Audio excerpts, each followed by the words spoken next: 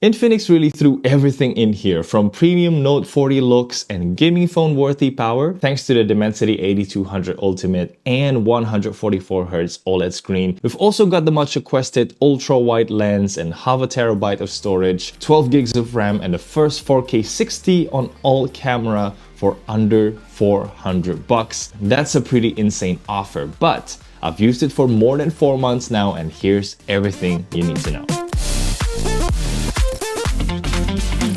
Selamat pagi! Good morning everyone, Kenneth here, and welcome to my review of the Infinix ZERO40. Now, as always, what you're getting is my own honest opinion, and help me out by clicking the affiliate link in the description before buying anything. Thank you very much, and let's cut to the chase by talking about two sections, what I really like and what I don't really like. And let's start with what I don't, because yes, there are quite a few on the ZERO40 here. So there are two things that's put on budget with this phone. First is 45-watt charging compared to 100 watts on a top spec Note 40 Pro. I don't really mind this because I think it is fast enough. 10 minutes will get you back almost 30%, and an hour of charge will most likely get you full charge. And best of all, the temperatures are great. They never touch 40 degrees, which helps with battery longevity. And the 5000 mAh battery cell lasts the whole day just fine. But second, you don't see this in the spec sheet, but you'll really feel the downgrade in vibration motor once you use it. I was caught off guard when I first typed on the keyboard. It doesn't have the precise and tactile vibration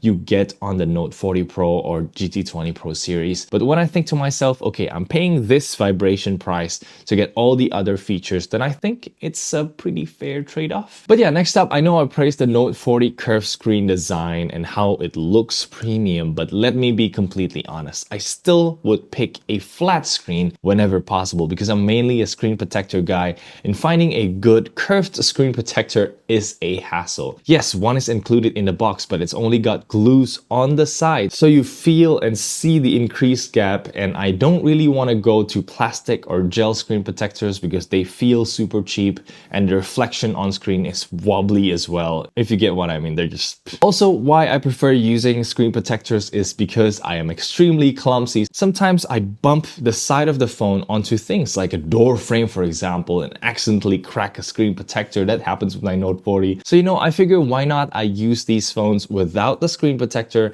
and just test how durable the Gorilla Glass 5 is for you. And good news, so far I can say that both the Note 40 and ZERO40, the screen is very incredibly strong. I mean, I dropped the phone for God knows how many times. You can see that my case has cracks and chips everywhere. Even at one time, I accidentally dropped this from the side of my car seat and it landed on asphalt, causing a nasty chip on the phone body, which is still very sad when I look. But all that said, the screen is still pristine, and also the oleophobic coating is still smooth even after 4 months of usage. Now, last but not least, I kind of expected this one to happen, but you're packing so much performance in a form factor designed for daily use. Of course, it is going to heat up. Yes, the phone scores almost 1 million on Antutu. Yes, it can run maxed out Genshin at 60 FPS or medium 60 FPS Wuthering Waves, but after 10 minutes or so, you'll find the phone hovering way above 42 degrees, sometimes even crossing 45 to 48 degrees for a prolonged 1 hour, 2 hour session. And that's really the temperature ceiling where the phone starts throttling real bad. It's very, very hot. And you know what I did? I just left the phone to download Honkai Star Rail update. So this reminds me of the Poco X6 Pro and Poco F6 behavior. You need at least a basic cooler fan to play comfortably on high settings. And yes, I do game on this quite a lot. Though I can say this as a good point to Infinix is they don't throttle much until you hit that 48 degree ceiling. So I would recommend gaming around medium 40 FPS setting so you can play for a little bit longer. Though keep in mind that this will still heat up the phone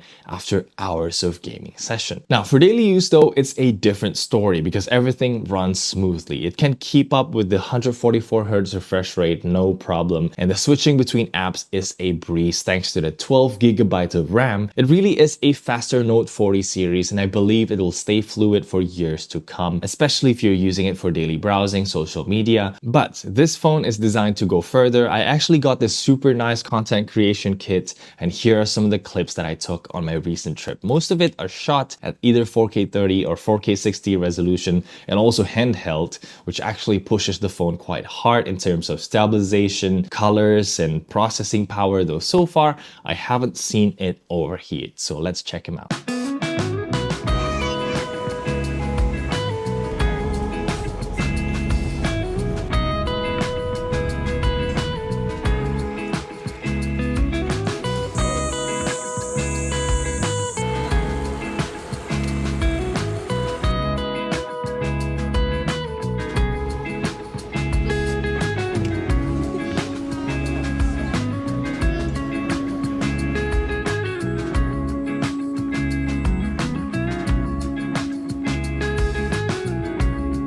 So I'll try to keep talking while we check out the shots because I want to say that having the same camera and processing as the Note 40 means this took quite amazing photos for a $370 phone. It doesn't overprocess on colors and skin tones, and we're talking about all the lenses including your front camera, and overall the look is pleasing and just ready to share on social media. I just want to take a second to appreciate the addition of 50 megapixel ultra wide lens that takes noticeably sharper pictures than the similarly priced Poco F6. And as we go to videos, you might say you're not going to use 4K, but let me tell you, it is very useful because you have the flexibility to crop later in post. Of course, there is still some limitation in using 4K 60, and that is video stabilization. Basically, since you're using the whole sensor and processing power, you don't have the extra space to use any kind of stabilization. So usually I always fall back to 4K 30 because you can do standard stabilization there. There is an Ultra Steady Pro mode which behaves more like an action cam.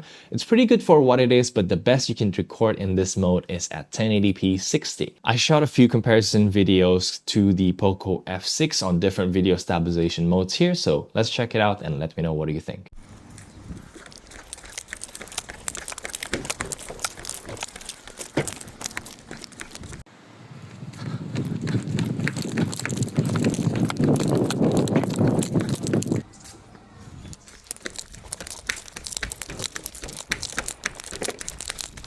Okay, moving on, I actually like the camera island here. It does look like an ultra camera phone where everything is symmetrical, though the bump is not too thick here and it's protected by the included case. And also build quality wise, personally, I still love the vegan leather back on the Note 40 series more, especially that it helps with grip. But the frosted glass back on the ZERO40 here do help in creating that premium phone feel. Also, not to forget the uniform thin bezel in front. And also, even it is curved, the curve is very steep, so it is actually pretty nice to hold. Just sometimes when I type like this, I cannot really reach and type the letters on the very edge of the side because they're, they bleed over the edges. Also, just to throw it inside here, I also noticed that there is a flash in front. I just discovered this very late, and this goes the same for Note 40 as well. It's pretty cool to see, and yeah, definitely will be a lifesaver if you're taking selfies in very dark places. Now, as far as the OS goes, the only thing different here is a built-in GoPro mode, so you can connect and use the phone as a viewfinder without digging through the app.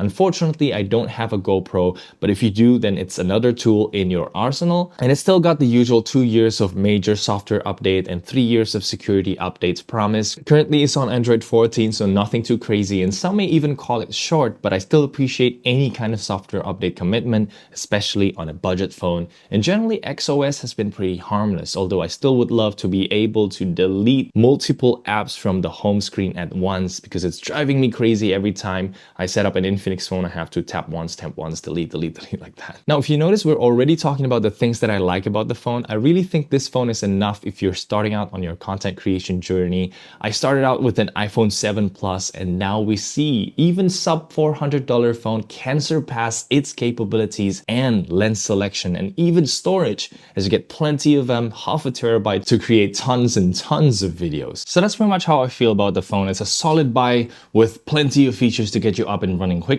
Just one tip from my side: if you're going to really commit to creating content, then make sure to also invest in a wireless microphone like this Holyland Lark M2 to make sure your audio sounds great. Otherwise, for the general masses, this is indeed the best Infinix for daily use. Although for heavy gaming usage, you might still want to look at the GT20 Pro instead, which I reviewed here. So yeah, let me know what do you think. And even if this phone is available in your country, I'm currently testing their Zero Flip now, so stay tuned and thank you so much for watching. I'm Kenneth, and I'll see you in the next one.